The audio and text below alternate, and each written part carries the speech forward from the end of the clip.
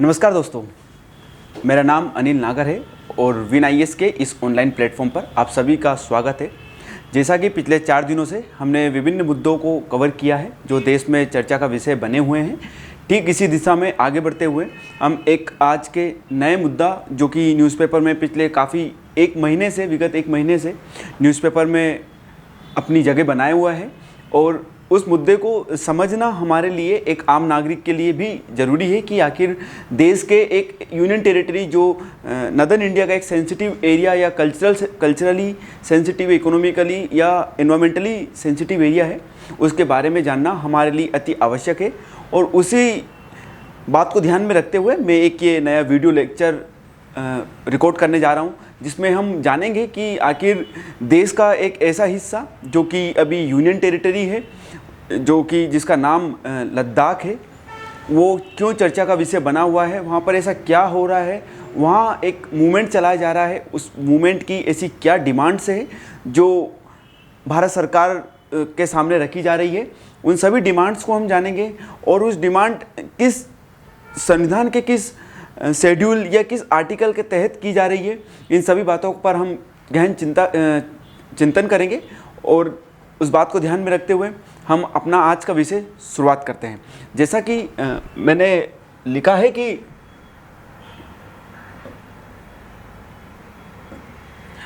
लद्दाख जो कि अभी वर्तमान समय में एक यूनियन टेरिटरी है।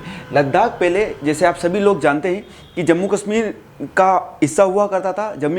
जम्मू कश्मीर एक स्टेट था, उसे एक राज्य का दर्जा प्राप्त था, परंतु जब भारत सरकार के द्वारा अनुच्छेद 370 के कुछ प्रावधानों को हटाया गया है और धारा 370 जो जम्मू कश्मीर में पहले लागू थी और आर्टिकल 35A जो भी जम्मू कश्मीर में लागू था उनको हटा दिया गया है। उसी के तहत उस state Jammu Kashmir reorganisation act जो 2019 में भारत सरकार के द्वारा पार्लियामेंट में पास हुआ है 5 अगस्त के दिन, उसके तहत जम्मू कश्मीर एंड लद्दाख को 2 अलग अलग यूनियन टेरिटरीज बना दिया गया है। अभी वर्तमान में जम्मू कश्मीर एक सेपरेट यूनियन टेरिटरी है और लद्दाख एक सेपरेट यूनियन टेरिटरी है। तो उसी के बाद से ये मूवमेंट लद्दाख को स्टेटहुड की डिमांड का बढ़ने लगा है। और जो ये मूवमेंट जिसके द्वारा लीड किया जा रहा है वो एक एजुकेशनिस्ट है, जो शिक्षाविद है और सोशल एक्टिविस्ट है, जिनका नाम है सोनम वांगचुक। अब ये मुद्दा क्यों इतना न्यूज़ में आने लगा अचानक से, क्योंकि पिछले 21 दिनों का सोनम वांगचुक जी ने एक फास्ट रखा था, जो उन्होंने अपने पूरे 21 दिन पानी पीकर और नमक खाकर निकाला है। उस फास्ट के बाद उन्होंने एक और अनाउंसमेंट किया था, जब उनका स्टेटहुड की डिमांड फुलफिल नहीं हुई थी। उन्होंने बोला था कि हम कुछ दिनों बाद एक मार्च स्टार्ट करेंगे। उस मार्च का नाम दिया गया है पासमीना मार्च, क्योंकि पासमीना मार्च 7 अप्रैल को स्टार्ट करना था, परंतु वहाँ पर एडमिनिस्ट्रेटर, वहाँ के प्रशासन ने कुछ सुरक्षा कारणों का हवाला देते हुए वहाँ पे धारा 144 लगा दी गई और जो ये मार्च में इकट्ठे जो लोग हो रहे थे उनको प्रतिबंधित कर दिया गया और उस मार्च को रोकना पड़ा। उसी के बाद से मैंने सोचा कि एक वीडियो बनाया जाए और जाना जाए कि आखिरकार उनकी डिमांड क्या है और आखिरकार जिस 6th शेड्यूल में वो अपने आप को इंक्लूड करने की बात कर रहे हैं कि यूनियन टेरिटरी लद्दाख को 6th शेड्यूल में इंक्लूड किया जाए, तो वो 6th शेड्यूल क्या है। हम सबसे पहले देखते हैं कि उनकी डिमांड क्या है। सबसे पहले जो सोनम वांगचुक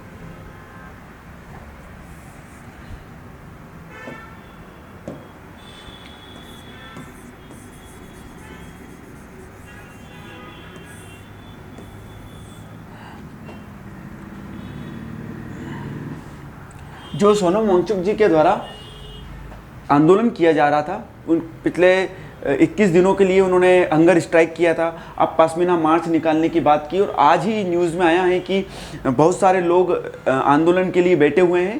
पहले जो यंग लोग हैं वो बैठे हैं, फिर वहाँ के ऐसा बताया जा रहा है कि उसके कुछ दिनों बाद भिक्षु जो वहाँ के लद्दाख के हैं वो बैठेंगे, फिर महिलाएं आंदोलन करेंगी अब वो डिमांड को पूरा करने के लिए। अब वो डिमांड हम जानते हैं कि डिमांड कौन कौन सी है। जैसे पहली जो डिमांड रखी जा रही है कि लद्दाख को एक स्टेटहुड का दर्जा दिया जाए।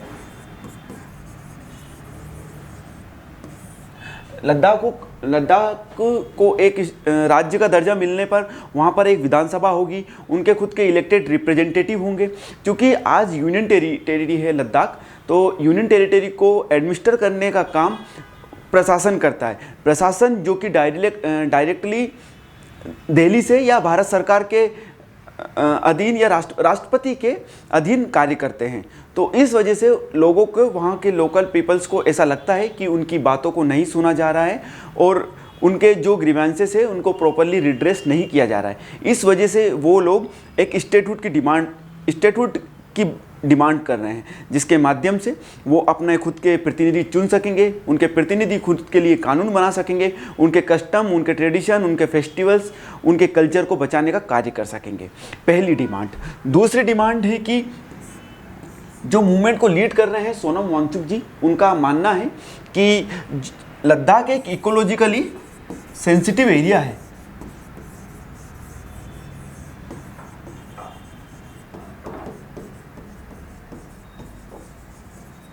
इकोलॉजिकली सेंसिटिव एरिया होने के कारण वहाँ का जो इकोसिस्टम है उसको बचाने की भी ज़रूरत है।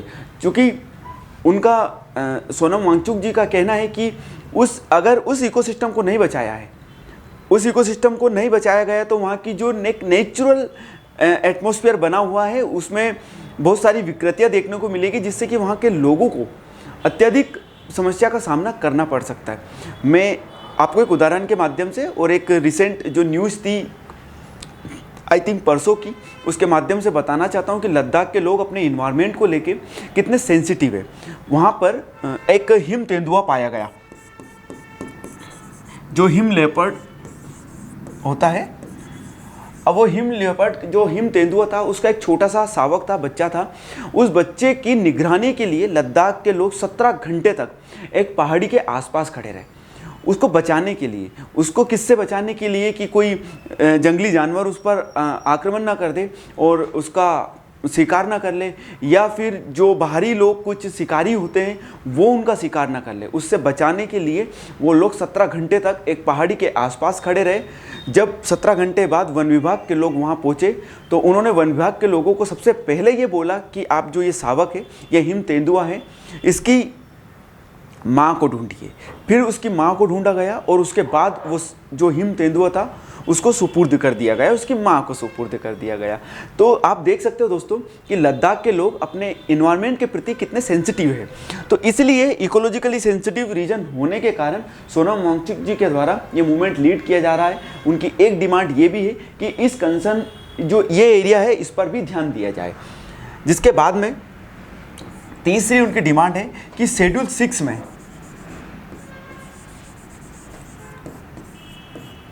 शेड्यूल 6 में लद्दाख को ऐड किया जाए स्टेटहुड का दर्जा देने के बाद।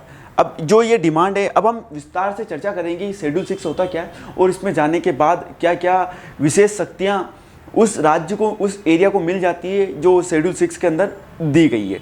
तो हमने जाना है कि बेसिकली दो तीन उनकी डिमांड है।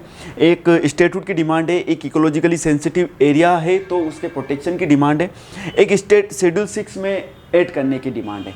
तो ये लद्दाख में जो मूवमेंट चल रहा है उसका बेसिक बैकग्राउंड है कि ये कारण है और न्यूज़ में क्यों था लद्दाख, ये मैंने आपको बताया। अब मैं आपको बताना चाहता हूँ कि शेड्यूल 6 होता क्या है।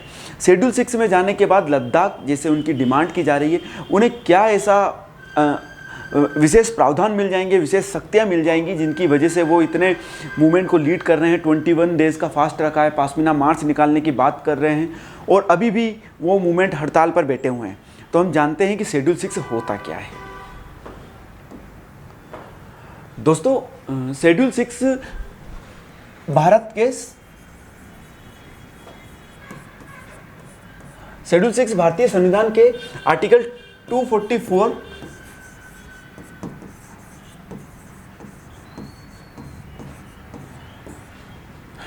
आर्टिकल 244(2) से संबंधित है। अब शेड्यूल 6 बात करता है ट्राइबल एरियाज की। अब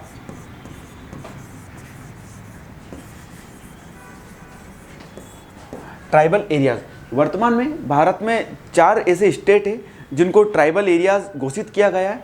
वो 4 स्टेट नॉर्थ ईस्टर्न रीजन के हैं जो कि जिनका नाम असम, मेघालय, त्रिपुरा, मिजोरम, ये 4 स्टेट को ट्राइबल एरिया का दर्जा दिया गया है। असम,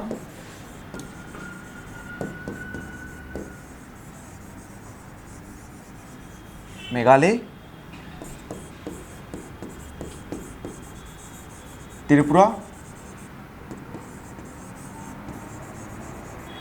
मिजोरम। अब ये ट्राइबल एरियाज़ किसके द्वारा घोषित किए जाते हैं? तो मैं आपको बताना चाहता हूँ कि जो ट्राइबल एरियाज़ होते हैं वो ट्राइबल एरिया प्रेसिडेंट के द्वारा घोषित किए जाते हैं। अब इन ट्राइबल एरियाज़ में क्या क्या इनके पास ऑटोनॉमस पावर होती है, क्या विशेष शक्तियाँ होती है, अब हम इसकी चर्चा करते हैं। जैसे ट्राइबल एरिया होता है, वहाँ पर ऑटोनॉमस डिस्ट्रिक्ट काउंसिल होती है।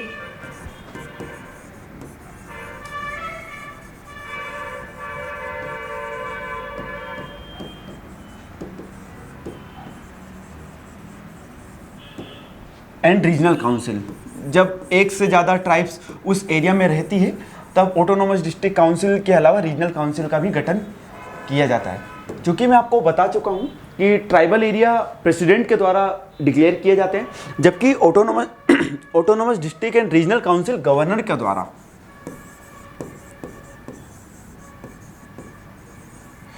ये गवर्नर के द्वारा कॉन्स्टिट्यूट की जाती है या रीऑर्गेनाइज की जाती है। Autonomous district council and regional council के पास विशेष शक्तियाँ होती है। ये ऑटोनॉमस डिस्ट्रिक्ट काउंसिल जो वहाँ के लोकल लोग होते हैं उनके ही द्वारा गवर्न होती है। जब हर ऑटोनॉमस डिस्ट्रिक्ट में, सॉरी मैं स्टार्टिंग में मैंने काउंसिल गलत वर्ड यूज़ कर लिया, यहाँ पे काउंसिल नहीं होगा, सिर्फ ऑटोनॉमस डिस्ट्रिक्ट होगी या रीजनल ऑटोनॉमस डिस्ट्रिक्ट होगी। अब इन ऑटोनॉमस डिस्ट्रिक्ट